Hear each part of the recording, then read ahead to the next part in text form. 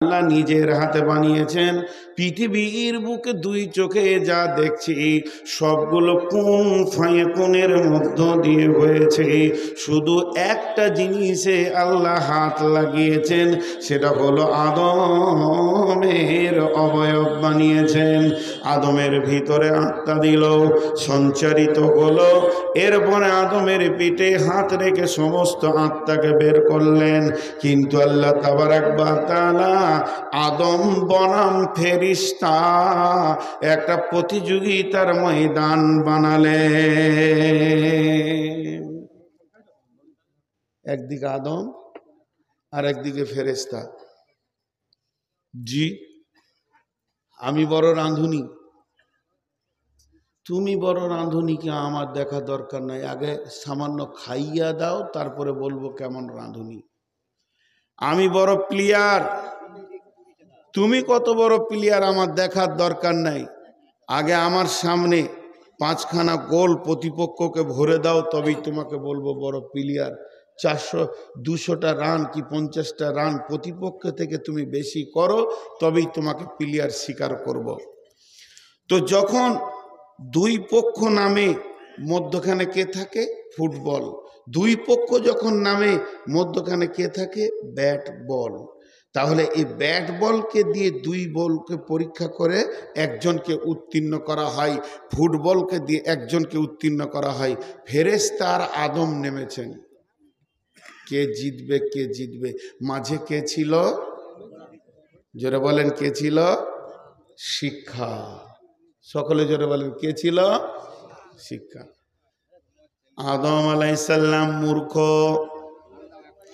কিছুই জানেন না। পৃথিবীর প্রথম মাস্টারের নাম কি? টিচারের নাম কি? শিক্ষকের নাম কি? তিনি বলেন স্বয়ং আল্লাহ। আল্লাহ তাবারাক ওয়া তাআলা আদমকে কয়েকটি জিনিসের নাম শিখিয়ে দিলেন। তার মানে প্রাইভেট নিলেন, কোচিং নিলেন, টিউশনি নিলেন। যে ফেরেশতারা কেউ নাই। আল্লাহ বলেন আদম, এটার নাম আলু, এটার নাম পেঁয়াজ, এটার নাম আদা, এটার নাম রসুন, এটার নাম আপেল, এটার নাম আঙ্গুর। এরকম বেশ কিছু মালের নাম বললেন। আদম একদিন ক্লাস করলো, কিছুটা শিক্ষা লোড হয়ে গেল, জ্ঞানের আলো আদমের ভিতরে ঢুকে গেল।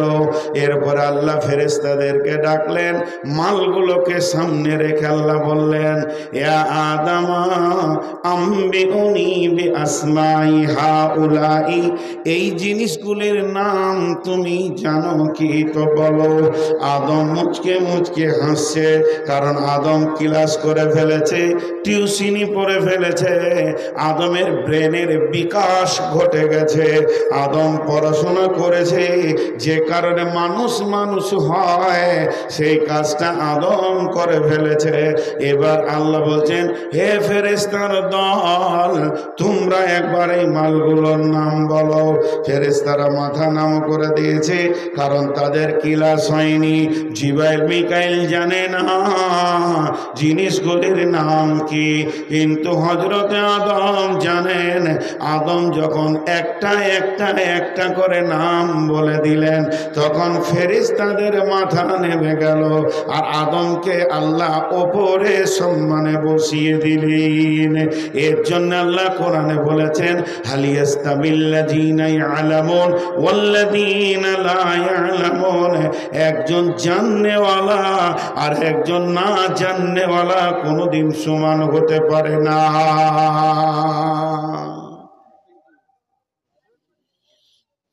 তাহলে মানুষ মানুষ হলো কি নিয়ে? জোরে বলেন, কি নিয়ে? জ্ঞান, শিক্ষা। আপনারা আমার সঙ্গে কথা বলেন, আরো যত সময় যাবে তত তথ্যবহুল কিছু কথা আসবে। আপনারা জীবিতর মতো একটু আওয়াজ দেবেন। জ্ঞান নিয়ে, শিক্ষা নিয়ে মানুষকে ওপরে তুললেন আল্লাহ, ফেরেশতা নিচে চলে গেল। তাহলে শিক্ষার কত মূল্য। এরপরে আল্লাহ রব্বুল আলামিন শিক্ষাকে এত মূল্যবান দিলেন,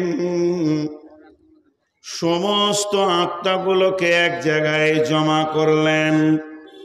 সমস্ত আত্মা যখন এক জায়গায় হয়ে গেল, তখন পৃথিবীর সেরা শিক্ষাটা দিয়ে দিলেন, আলাস্তু বিরব্বিকুম, আমি কি তোমাদের প্রভু নয়? এমন গরু ছাগলকে বলেনি, হাঁস মুরগিকে বলেননি, ফেরেশতাকে জিনকে নিয়ে বলেননি। আল্লাহ আদম সন্তানকে কত শিক্ষার গুরুত্ব দিয়েছেন, সমস্তকে রেখে বললেন, আলাস্তু বিরব্বিকুম, আমি কি তোমাদের আল্লাহ নয়? তাহলে পৃথিবীর প্রথম শিক্ষা হলো রবের পরিচয়। যে আল্লাহকে চিনল সে শিক্ষিত, আর যে আল্লাহকে চিনল না ওই লোকটাকে শিক্ষিত বলা যাবে না, ওইটাকে মূর্খ বলতে হবে।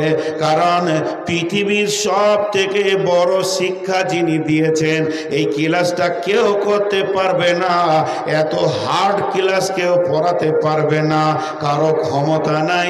যেদিন আল্লাহ এই ক্লাসটা করেছেন সেদিন বিশ্ব নবীও পর্যন্ত ছাত্র হয়ে বসেছিলেন। আমার আল্লাহ নিজে ক্লাস নিয়েছেন, আর সাবজেক্টের নাম হচ্ছে রব। রব মানে হচ্ছে আল্লাহর পরিচয়। তাই আল্লাহ সেদিন পরিচয়টা দিলেন বিশ্ব মানবকে সামনে রেখে, এবং ওটাই হলো শিক্ষার শুরু, ওটাই হলো শিক্ষার শেষ, এবং ওই শিক্ষার ভিতরে কামিয়াব আছে। আলাস্তু বিরব্বিকুম ক্বালু বালা।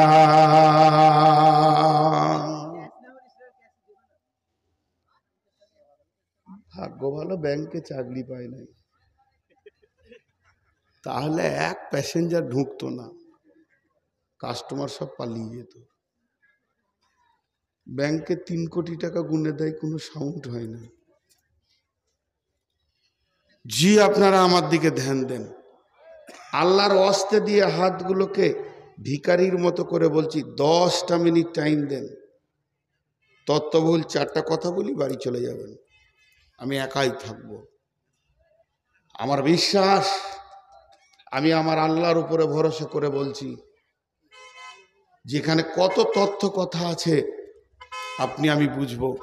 শিক্ষার গুরুত্ব তো আমাদের কাছে নাই, শিক্ষা তো আমরা নিইনি, শিক্ষাকে উপেক্ষা করি আমরা। আপনারা আমার দিকে তাকিয়ে থাকবেন, কেউ পেছন দিকে তাকাবেন না, সবাইকে মানা করছি। এই চাওয়ালা খুব তাড়াতাড়ি বেরিয়ে যা, নাহলে তোর চায়ের কেতলি শুদ্ধ চলে যাবে, খুব তাড়াতাড়ি। ওই পয়সাটাও নিতে হবে না, কেটে। এত বড় সাহস কি করে হলো যেখানে ঢুকবে? গোটা রোডটাকে মেলা করে রেখেছে।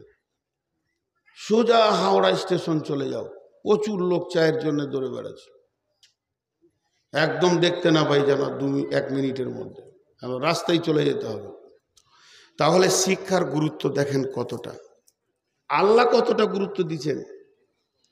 কোন বিরাগী মন উদাসী হীরা গুহার মাঝে, কার বিরহে চোখের পানি ঝরাই সকাল সাঁঝে। ছাড়ল বাড়ি কিসের আশায়, বাঁধল বাসা হীরা গুহায়। ছাড়ল বাড়ি কিসের আশায়, বাঁধল বাসা হীরা গুহায়। কার বিরহে আকুল আশা অন্তরে তার বাজে, কোন বিরাগী মন উদাসী হীরা গুহার মাঝে। কিসের বোঝা বহন্তরে গড়ল তারে যত্ন করে, প্রভু তারে করল বরণ সারা জাহান মাঝে। কোন বিরাগী মন উদাসী হীরা গুহার মাঝে। হঠাৎ হলো জানা জানি, হঠাৎ হলো জানা জানি কানা কানি। আসলো প্রিয়র অসীম বাণী, আঁধার ধরা অজল কল কোরআন নূরের তাজে। কোন বিরাগী মন উদাসী হীরা গুহার মাঝে। বন্ধু, এবার আল্লাহ তাবারক ওয়া তাআলা তার নবীকে আখিরি পয়গম্বরকে যখন বিশ্ব নবী বললেন, খাদিজারে পৃথিবীতে বর্বরতা ছড়িয়ে গেছে, পৃথিবীতে যেন আগাছা হয়ে গেছে, মানুষের কাছ থেকে নিরাপত্তা চলে গেছে, নিজের মেয়েকে নিজে জীবিত ধরে পুঁতে দিচ্ছে রে খাদিজা, পৃথিবীর দিকে তাকানো যায় না, রাহাজানি চিন্তায় আর যেন রাস্তাঘাটে যেখানে সেখানে লুচ্চামি ডাকাত মদ জুয়া তাসে পৃথিবী যেন বর্বরতায় পরিণত হয়ে গেছে। খাদিজারে জাতির জন্য একটা রাস্তা খুঁজে বের করতে হবে, আমাকে খাবার দাও। আম্মুজান খাদিজা বলেন 3 দিনের খাবার রসুলের 7 দিনে শেষ হয়নি, একদিনের খাবার 3 দিনে শেষ হয়নি। বিশ্বনবী গারে হিরাতে কাঁদছেন জাতিকে বাঁচানোর জন্যে। ওই জাতি কোন রাস্তায় গেলে, কোন আলোটা পৃথিবীতে আসলে এই অন্ধকার বর্বরতা দূর হবে। আল্লাহ তাবারক ওয়া তাআলা বিশ্বনবীর কান্নার প্রেক্ষাপটে জিবরাইল আমিনকে বললেন, যাও জিবরাইল আমার নবীকে প্রথম শব্দ গিয়ে বলো, ইকরা বিসমি রাব্বিকাল্লাযী খলাক। হে নবী তুমি পড়ো, যে রব তোমাকে সৃষ্টি করেছে এর প্রভুর নামে পড়ো। আল্লাহর নবী বললেন, আমি পড়তে জানি না। জিবরাইল বুকের সঙ্গে জড়িয়ে ধরলেন, যখন 3বার বললেন আমি পড়তে জানি না, আরো চাপ দিলেন।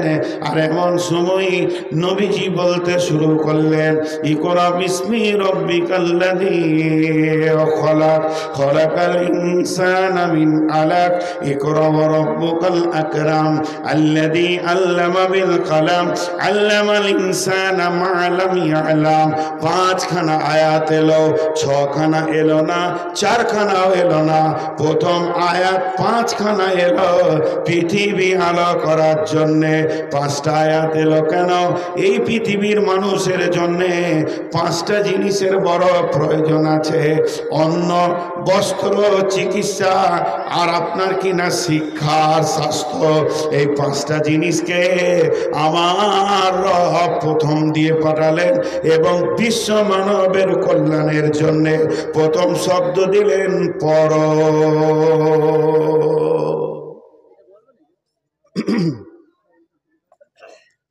বিদ্যা যে শিখিয়াছে সুখী সেই জন, বিদ্যা যে শিখিয়াছে সুখী সেই জন, বিদ্যাহীন মানুষ পশুর মতন। শৈশবে বিদ্যা শিক্ষা করিবারে কাল, একালে না শিখিলে বিদ্যা পরকালে ঘটিবে জঞ্জাল। তাই বলি অগ শিশু এখনো হইতে, যতন কর গো তোমরা বিদ্যা শিখিতে। গরিব দুঃখীর বাক্য হলে সুবচন, গরিব ভিখারির বাক্য হলে সুবচন, সাদরে তারে তুমি করিবে গ্রহণ। সম্রাট ধনীর বাক্য হলে কুবচন, ঘৃণা ভরে তারে তুমি করিবে বর্জন। সম্রাট সমসুখী সেই ভিখারি, থাকে যদি তার ঘরে আল্লাহওয়ালি নারী। শিক্ষার কত মূল্য, আল্লাহ কত গুরুত্ব দিয়েছেন শিক্ষাকে। আজকে আমরা শিক্ষার কোনো মূল্যই দিই না। জি, শিক্ষার কোনো মূল্যই দিই না। চলেন এবার বিশ্বনবীর কাছে যায়। দয়ার নবী, আখিরি নবী, নবীদের নবী, রহমাতুল লিল আলামিন, শফিউল মুজলামিন, ও দয়ার নবী গো, আপনি শিক্ষার ব্যাপারে কি বলছেন বলেন। আল্লাহর নবী বলছেন, তালাবুল ইলমি ফারিজাতুন আলা কুল্লি মুসলিমিন। পৃথিবীর বুকে যতজন কালেমা তোমরা পড়েছো, মুসলমান হয়ে গেছো, আল্লাহকে আল্লাহ বলে মেনে নিয়েছো, আমাকে আখিরি পয়গম্বর বলে মেনে নিয়েছো, দ্বীনকে ইসলাম বলে মেনে নিয়েছো, তোমাদের জন্যে আমি বিশ্ব নবী ইলম শিখাকে ফরজ করে দিলাম। ফরজ, যা নফল নয়, সুন্নত নয়, ফরজ। আমি শিক্ষাকে ফরজ করলাম, তোমাদের জন্য শিক্ষা হচ্ছে ফরজ, বাস মিটে গেল। তাহলে যে শিক্ষা করেনি সে ফরজকে মানেনি। তো ফরজ কয় ধরনের? ফরজ কয় রকম? দুই রকম। ফরজ কয় রকম? দুই রকম। একটা হলো ফরজে কেফায়া আর একটা ফরজে আইন। একটা হচ্ছে ফরজে কেফায়া আর একটা ফরজে আইন, এটা বাংলায় বলছি। একটা হচ্ছে যথেষ্ট ফরজ আর একটা হচ্ছে অপরিহার্য ফরজ। বুঝতে পারলাম? যথেষ্ট ফরজ কেমন কি? কেউ মারা গেছে, ডিঙ্গেলে কোন মুরব্বী মারা গেছে, বান্দা খোলা থেকে 20-50 জন জামাতে হাজির হয়ে গেল, জানা যায় গ্রামের জন্য যথেষ্ট হয়ে গেল। চারিদিকে ধান কাট কাট মার কাজে ব্যস্ত। হঠাৎ ফোন আসছে আমার কাছে যে আমার বড় ভাইয়েরা মারা গেছে। ছেলেরা বলছে, আব্বা আপনি যান, আমরা কাজে ব্যস্ত, খালুজি জানাজা পড়ে আসেন। আমি একাই গেলাম, পরিবারের জন্য যথেষ্ট হয়ে গেল। সকলকেই জানাজায় যেতে হবে, এটা ফরজে আইন নয়, এটা ফরজে কেফায়া। 1 জন 2 জন 10 জন 20 জন লাশটা দাফন করার মতো হলেই হয়ে যাবে। কিন্তু জোহরের আজান হলে ছেলেরা যদি বলে, আব্বা আমরা কাজে ব্যস্ত, নামাজটা আপনি পড়ে আসেন, চলবে না। যতগুলো বালেগা আছে এবং যারা মুসলমান কালেমা পড়েছে প্রত্যেককেই জোহরের নামাজ পড়তেই হবে। এটাকে ফরজে আইন বলে। ফরজে আইন মানে অপরিহার্য ফরজ। অতএব এখানে কাউকে তুমি যাও আমার জন্য হয়ে যাবে চলবে না, তবে জানা যাই চলবি। নদিয়ার লোককে একটা কথা জিজ্ঞেস করছি, সবাই একবার আল্লাহর হস্তে মুখটা খুলবেন। আপনাদের দিকে জানাজাতে বেশি গুরুত্ব দিয়ে নামাজিরা যায়, বেনামাজিরা যায় না ফরজ নামাজে যায়? বেশি যায়। হ্যাঁ, বসে বসে বিড়ি খেয়েছে, জোহরের নামাজ হচ্ছে অসুবিধা নেই, দিয়ে জানাজায় ধরে নিলে ওগুলোকে মেরে বের করে দেবেন, নাইলে ও মুর্দা বা নেকি পাবে না, ঘুরিয়ে ভেজাল হবে, দোয়া কবুল হবে না। এগুলো বদমাস। তো যাই হোক, ওটা আমার বিষয় নয়। তাহলে শিক্ষাটা কি? কোন ফরজ? শিক্ষাটা কি ফরজে আইন, অপরিহার্য ফরজ, না ফরজে কেফায়া? 2-4 জন হলেই হবে। জি ভাই, অপরিহার্য ফরজ। তাহলে সবাইকে মৌলবি হতে হতো। শিক্ষা হলো ফরজে আইন, আবার ফরজে কেফায়া। শিক্ষা হচ্ছে ফরজে আইন, আবার ফরজে কেফায়া। ফরজে কেফায়া কি?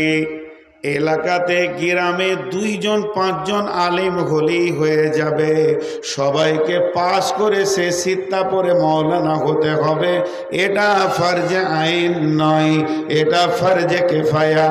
এটা যদি ফরজে আইন হতো তাহলে পাবলিকরা জাহান্নাম চলে যেত, একজন জান্নাত পেত না। অতএব আলেম হওয়াটা ফরজে কেফায়া। 1 জন 2 জন 20 জন এলাকায় আলেম হলেই চলবে। কিন্তু এমন 2টি শিক্ষা আছে, এই 2টি শিক্ষাকে প্রত্যেকটা মানুষকে শিখতেই হবে। তাতে যেমন জোহরের নামাজ প্রত্যেককেই পড়তে হবে, ওই রকম প্রত্যেককে শিখতেই হবে। যদি না শিখে তো কাবিরা গুনাহ হবে। সেটা কি? এই যে দেখছেন হলার, হ্যাঁ, সাইজ কত, কয় ইঞ্চি হবে? 2 ইঞ্চি 2.5 ইঞ্চি, খুব মারলাম। বড় যাদের তো 2.5 ইঞ্চি 2 ইঞ্চি, ঠিক না ভুল? কুইন্টলের গরু ঢুকে গেছে, সাংঘাতিক ব্যাপার। এ হলার যে কত বড় মজবুত, এতে উঁটও পার হয়ে যায়। যায় কি যায় না? কথা বলে না, যায় কি যায় না? তেমনি শুনেলেন আল্লাহ তাবারক ওয়া তাআলা দুই একটা শিক্ষাকে, 2টি জিনিস শিক্ষাকে ফরজে আইন করে দিয়েছেন। আম্মা জান আয়েশা বলেন, ইয়া রাসূলুল্লাহ, ইয়া হাবিবাল্লাহ, দয়ার নবী, আপনি আমাকে পাক হওয়া শিখিয়ে দেন, আমি কেমন করে পাক হব? বিশ্ব নবী বলেন, আয়েশা রে, তোমাকে পাক হতে গেলে শিখতে হবে কি? প্রথমে তুমি রুজিকে পাক করো। কাপড় চোপড় যদি ময়লা হয়, না পাক হয়ে যায়, সাবান দিয়ে ধুলে পাক হয়ে যাবে। কিন্তু রুজিতে যদি হারাম ঢুকে যায় রে আয়েশা, তাহলে কি হবে? তার থেকে মাংস হবে, রক্ত হবে, হাড় হবে।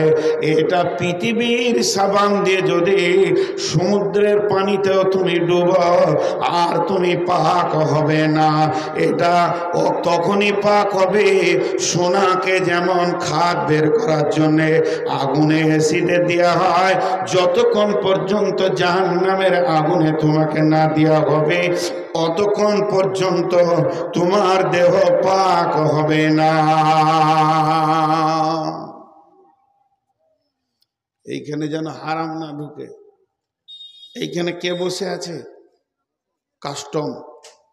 এই অফিসারটা কে? কাস্টম। পচা মাল যেন না ঢুকে যায়, চেক আপ করবে। যদি কেকটা পচা হয়, সঙ্গে সঙ্গে বলবে খাস না, পেটে গোলমাল হবে।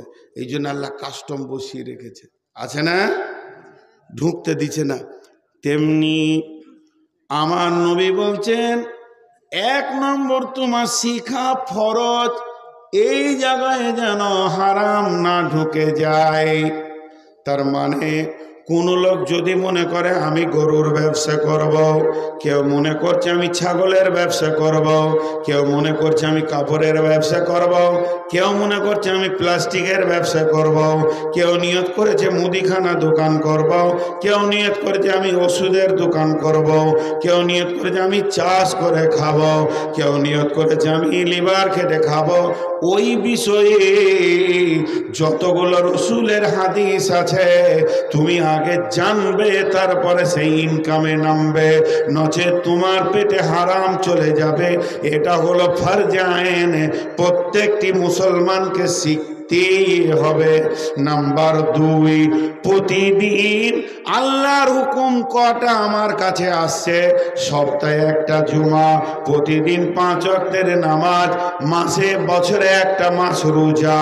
আল্লাহর হুকুমগুলো কেমন করে আমার কাছে আসছে, আর আল্লাহর নবী ওই হুকুমটা কিভাবে পুরা করে দিয়েছিলেন, কিভাবে সমাধান করেছিলেন, আল্লাহর হুকুমটাকে আল্লাহকে কিভাবে জমা দিয়েছিলেন, প্রত্যেকটি মুসলমানকে জানতে হবে।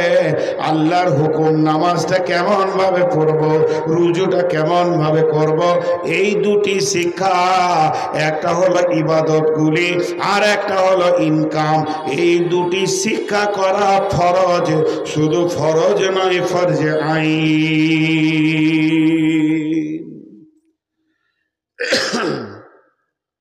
এর জন্য বিশ্বনবী বললেন, উম্মত তালাবুল ইলমি ফরিজাতুন, তোমাদের উপরে ইলমে তলব করা ফরজ, আলা কুল্লি মুসলিমিন।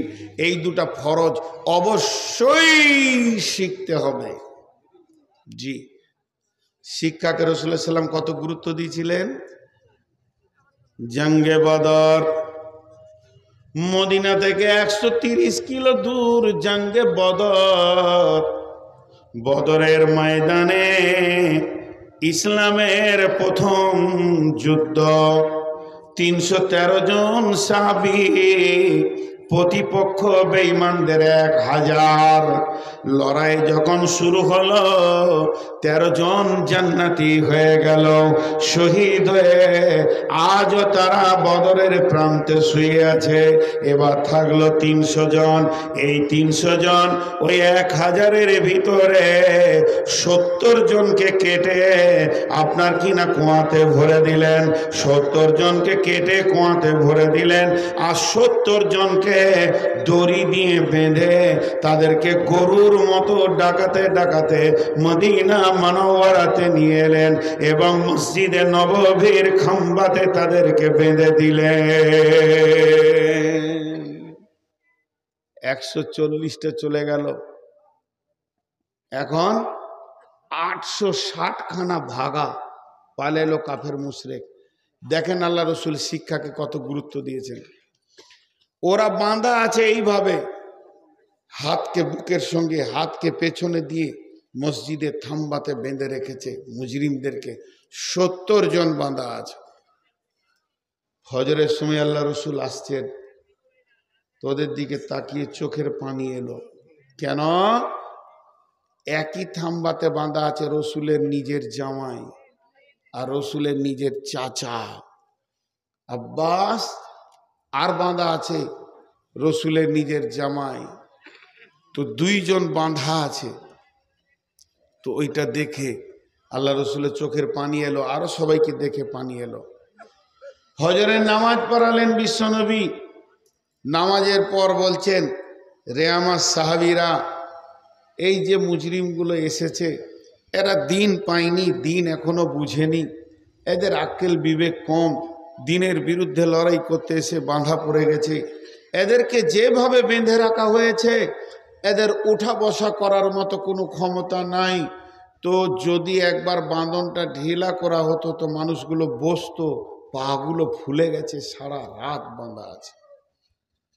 সাহাবীদের মধ্যে কেউ বলেন, রাসূলুল্লাহ আপনার মন গেলে ছেড়ে দেন, অসুবিধা কি আছে? বলে না, ইসলামে কোনো রকম একচ্ছত্র নাই, মাসোয়ারা করে কাজ করতে হবে, আলোচনা করে। বাঁধনগুলো একটু ঢিলা করা হলো, বসে গেল সবাই। এরপরে বিশ্বনবী বসলেন, সাহাবীদেরকে নিয়ে এদের কি করা যায় বলো, এই লোকগুলোর কি করা যায়, এদের শাস্তি কি দেয়া যায়? একজন এক এক রকম বলছেন। হযরত ওমরকে বললেন, নবীজি ওমর রে, তোমার মতটা তুমি বলো। হযরত ওমর বললেন, ইয়া রাসূলুল্লাহ, ইয়া হাবিবাল্লাহ, আমি উমরের মত প্রত্যেকটি সাহাবীকে একটা করে তলোয়ার দেন, আর নিজের নিজের আত্মীয় বাঁধা আছে, কারো মামা, কারো চাচা, কারো ভাই, কারো ফুপা, কারো খালু, নিজের নিজের আত্মীয়র গর্দনকে কেটে মাটিতে ফেলে দেয়। এখানে কোনো কনসিডার নাই। এটা উমরের মত হয়ে গেল। এরপরে নবী বলছেন, আবু বকর তোমার মত কি? আবু বকর নরমপন্থী মানুষ। আবু বকর বললেন, ইয়া রাসূলুল্লাহ, ইয়া হাবিবাল্লাহ, এদেরকে শারীরিক নির্যাতন না করে অর্থের ওপরে চাপ সৃষ্টি করা হোক, তাতে ডবল লাভ হবে। একদিকে তো অর্থের চাপে পড়ে যাবে, ওদের অর্থখানিক ক্ষয় হবে, আমাদের বাইতুল মালে খানিক মাল জমে যাবে, পরবর্তী জিহাদের জন্য আমাদের অস্ত্র শস্ত্র হবে। বিশ্বনবী ফাইসালা দিলেন, রে আবু বকর, তুমি যেটা বলেছো ওটাই হবে। ওদেরকে ঘোষণা করে দাও, বন্দীদেরকে বলে দাও, তোমাদের যার যার আত্মীয় আছে খবর পাঠিয়ে দাও, তারা যেন অর্থ জমা দিয়ে নিজের নিজের বন্দীকে ছাড়িয়ে নিয়ে যায়। সেদিন বিশ্বনবী অনেক কেঁদেছিলেন, হিচকি মেরে মেরে মেরে মেরে কেঁদেছিলেন। কারণ বিশ্বনবীর কাছে একটা গলার হার আসলো। ওই হারটা কার? আম্মাজান খাদিজার। খাদিজার হারটা তার মেয়ে জাইনাবকে দিয়েছিলেন। আর ওখানে জাইনাবের স্বামী বন্দী রয়েছে, যে বেঈমান, ঈমান আনেনি। পরবর্তী পরবর্তীকালে তালাক হয়ে গেল রসুলের বেটি ওই জায়নাবকে ওই ওর স্বামী বন্দী রয়েছে, সেই গলার হারটা বেটি দিয়ে দিল, বাইতুল মালে জমা করে দিল। আল্লাহর নবী গলার হারটা নিয়ে হিচকি মেরে মেরে কাঁদছিলেন, আর খাদিজার কথা মনে পড়ে গেছিল। সাহাবীরা কান্না দেখে বলেছিলেন, ইয়া রাসূলুল্লাহ, হারটা বাইতুল মালে জমা দিতে হবে না, ওরা আপনাকে দিয়ে দেওয়া হলো, আপনি নিজের কাছে রেখে নেন। আল্লাহর নবী বাইতুল মালে এমনি করে ছুড়ে দিলেন, না আমি এ মাল নিতে পারি না। এরপরে সেই মাল জমা হতে লাগলো, এক এক বন্দি চলে গেল চলে গেল চলে গেল চলে গেল, মুষ্টিমে 8-10টা থেকে গেল, 5-7টা 10টা থেকে গেল। তারা এত গরিব, তাদের আত্মীয়রা এত গরিব, মাস মাস দিন দিন সপ্তাহ সপ্তাহ খেতে পাই না, তাদের কাপড়ে পরনের কাপড় ভালো নাই, গায়ে তেল নাই, অভাবের দুনিয়া। বিশ্বনবী তাদের কাছে গিয়ে বললেন, ও বন্দিগণ, তোমরা বলো তোমাদের কোনো অর্থ সম্পদ আছে কিনা? বলে না নাই। তাহলে কাজ করো, তোমাদেরকে কি তোমরা লেখাপড়া জানো? বলে জানি, আমরা অন্তত অক্ষর জানি, লিখতে জানি, পড়তে জানি। আল্লাহর নবী বললেন, আমার সাহাবীদের ভিতরে যারা নিরক্ষর আছে এদেরকে তোমরা স্বাক্ষর করে দাও, এদেরকে লেখাপড়া শিখিয়ে দাও, তোমাদেরকেও আজাদ করে দিব। তার মানে বিশ্ব নবী শিক্ষাকে কত গুরুত্ব দিয়েছে, যে বন্দীকে শিক্ষার বিনিময়ে রেহাই দিয়ে দিয়েছি।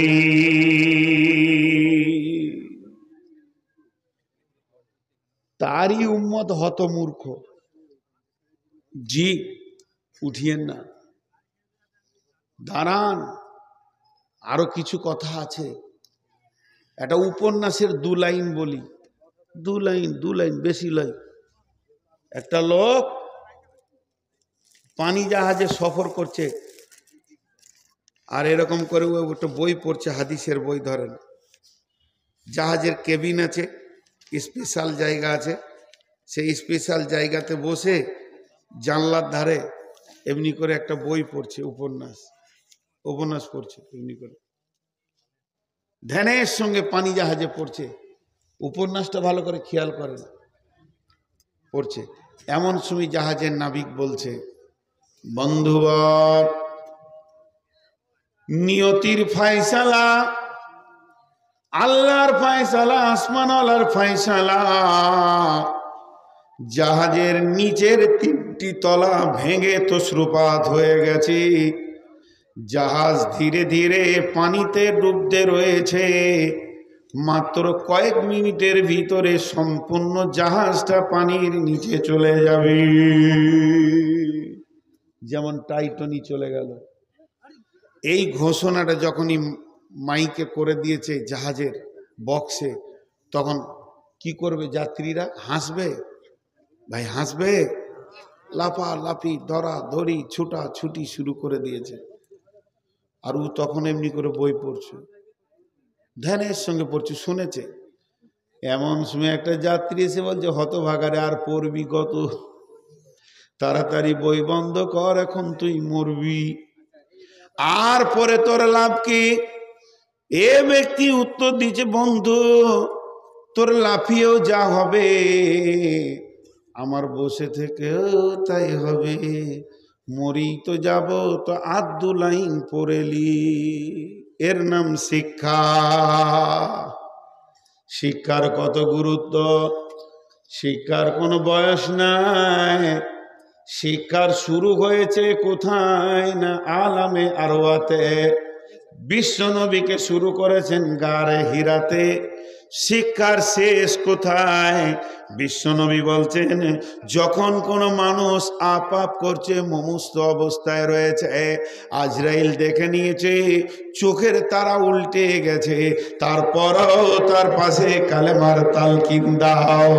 যদি তোমার শিক্ষাটা গ্রহণ করে নেয়, তার মানে মওতের 1 সেকেন্ড আগে পর্যন্ত ছাত্র হয়ে থাকতে হবে, তবেই নাজাত পাওয়া যাবে। বন্ধুরে, অতএব শিক্ষার কত গুরুত্ব, আহাত থেকে লাহাত, কোল থেকে খাট পর্যন্ত শিক্ষার শিক্ষা। অতএব বন্ধু বন্ধু, শিক্ষাকে বিশ্বনবী কত গুরুত্ব দিয়েছি।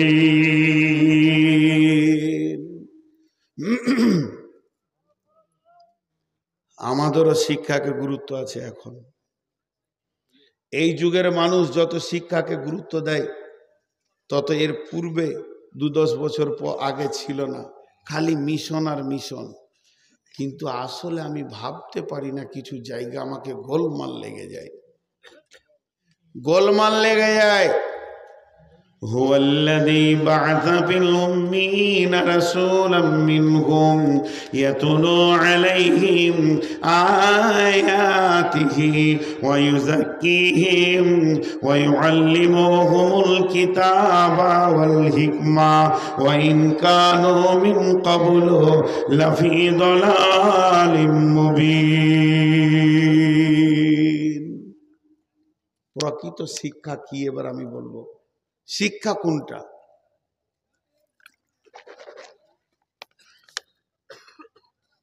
এখন আপনাদেরকে আমি একটা কথা জিজ্ঞেস করি, শিক্ষা ভালো না খারাপ? এতগুলি লোক উত্তর দিলেন না। শিক্ষা ভালো না খারাপ? আর একটু জোরে সাউন্ডটা নিতে চাইছি। শিক্ষা ভালো না খারাপ? এতক্ষণ আল্লাহ, রসুল এবং দার্শনিক দিয়ে বলে দিলাম শিক্ষা ভালো। এবার আমি শিক্ষার বিরুদ্ধে চলে গেলাম। শিক্ষা হলো খারাপ। পৃথিবীর সব থেকে জঘন্য জিনিস হলো শিক্ষা।